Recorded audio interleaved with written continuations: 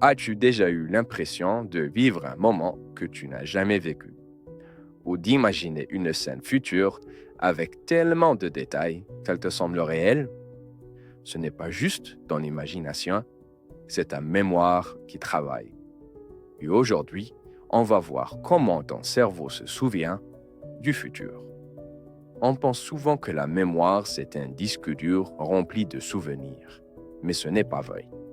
Les neuroscientifiques, comme Daniel Schachter, ont montré que le cerveau ne stocke pas le passé tel quel. Il le reconstruit à chaque fois. Et ce qui est fou, c'est que ce même mécanisme sert à imaginer l'avenir. Tu te rappelles, donc tu l'imagines. Et si tu imagines, donc tu utilises ta mémoire.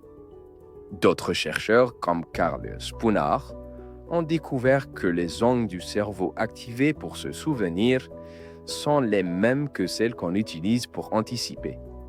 Hippocampe, cortex préfrontal, etc. Ton cerveau, en fait, est un simulateur. Il prend des morceaux du passé et les assemble pour créer des futurs possibles. C'est ça, la mémoire future. Avant de faire un choix important, tu imagines. Et si je changeais de boulot? Et si je disais oui? Et si je regrettais? Tu ressens des émotions liées à des choses qui ne sont pas encore passées. Et ça influence ce que tu fais. Sauf que parfois, ce que tu as imaginé est faux. C'est comme un souvenir inventé. Certains parlent même de souvenirs du futur. C'est paradoxal, mais ça existe.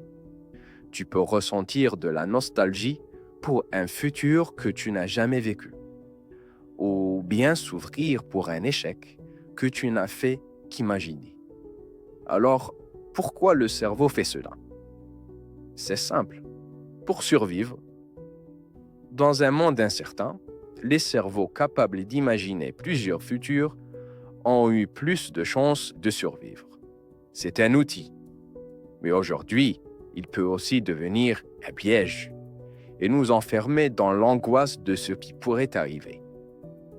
Donc, on ne vit pas dans le passé, mais on vit dans l'avenir, ou plutôt dans une infinité de futurs possibles. Et c'est notre mémoire, étonnamment, qui nous y emmène. Penser à l'avenir, c'est comme se souvenir de ce qui n'a pas encore eu lieu.